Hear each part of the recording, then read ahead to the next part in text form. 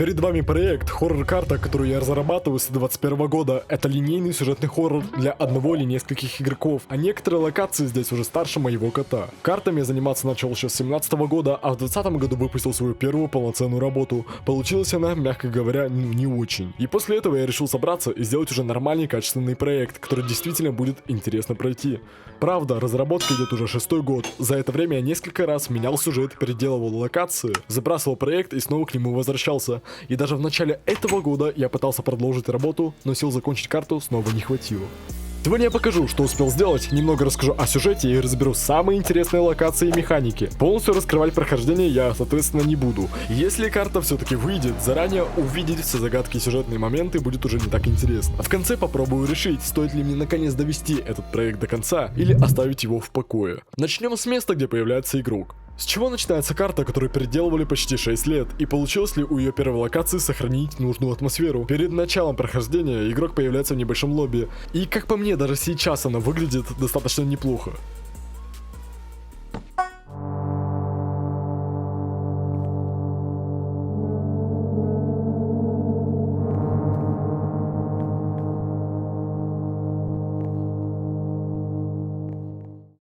При его создании я иногда вдохновлялся картами автора под ником Potato Man. и думаю, любители его могут знать.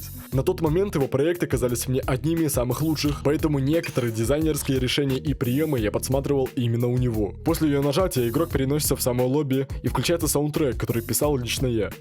Сама карта разделена на несколько глав. Они отличаются друг от друга локациями, атмосферой и событиями. На первый взгляд все довольно понятно. Лобби, кнопка старта и начало прохождения. Но за этой кнопкой скрывается проект, который за 6 лет успел пережить несколько совершенно разных версий и идей.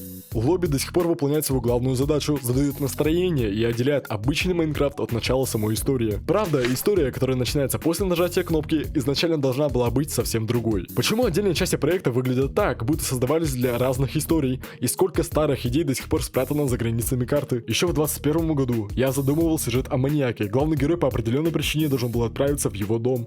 И позже я полностью отказался от этой идеи и начал менять направление проекта. Но удалить все следы первоначальной версии так и не получилось. И если выбраться за границы основной карты, здесь до сих пор можно найти остатки множества нереализованных задумок. Например, эта тропинка когда-то вела к дому маньяка, которого сейчас вообще не существует. И подобных следов здесь достаточно много. Дороги в никуда, отдельные помещения, отдельные декорации, часть локаций, которые обычный игрок никогда не должен был увидеть. Позже вышла игра FNAF 9, и она дала мне новую почву для вдохновения. Это также был 21 год. Мне захотелось изменить мотив проекта и начать делать более крупные, яркие помещения. Но через некоторое время я понял, что слишком сильно ориентируюсь на чужую игру, и снова решил поменять направление. И при этом некоторые дизайнерские решения и стиль отдельных локаций уже успели остаться на карте. И в итоге проект превратился в смесь нескольких этапов разработки. Здесь почти каждая крупная деталь появилась не просто так. Она осталась от одной из прошлых версий карты, которую я когда-то считал окончательной.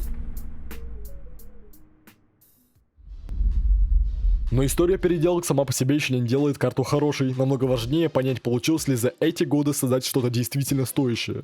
Если в этой незавершенной карте что-то, ради чего вообще стоит ее возвращать к жизни. В начале прохождения игрок должен созвониться со своим другом. Причем сам звонок здесь не просто упоминается в диалоге, для него реализована отдельная механика.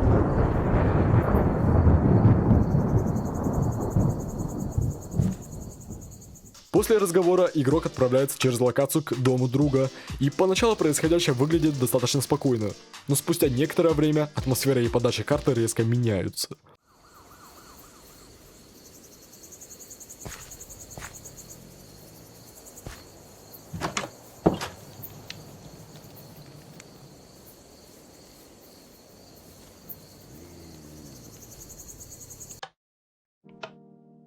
He will come and take you away.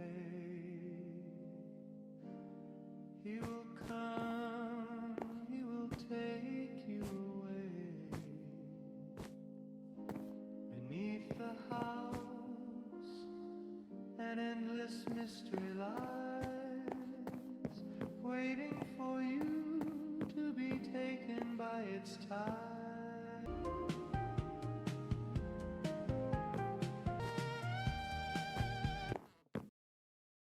Полностью раскрывать этот момент я не буду, потому что именно с него начинается основная хоррор-часть прохождения. При обычной игре масштаб некоторых мест может быть не так заметен, но если посмотреть на карту целиком, становится видно, насколько большой получилась вся эта территория.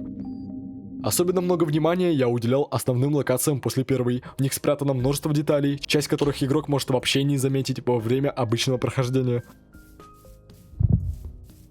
При этом разные части карты создавались в разные периоды, поэтому визуально они могут заметно отличаться. Где-то сильнее чувствуется первоначальная идея, а где-то уже видно влияние более поздних версий проекта. Именно поэтому я не хочу показывать весь геймплей целиком. Вы увидите отдельные локации, детали и механики, но основные события останутся для возможного самостоятельного прохождения. Несмотря на незавершенность, карта давно перестала быть набором старых набросков. Здесь уже есть комплексность и лаконичность, собственная атмосфера и механики, которые мне до сих пор нравятся. Весь монтаж этого ролика я сделал сам. Сейчас беру первые заказы на разговорные, игровые или другие работы. Портфолио — это мои ролики на канале. Но если в проекте уже столько готового материала, почему карта до сих пор не вышла? Если в карту уже вложено столько времени, почему бы просто не собраться и не довести ее до релиза?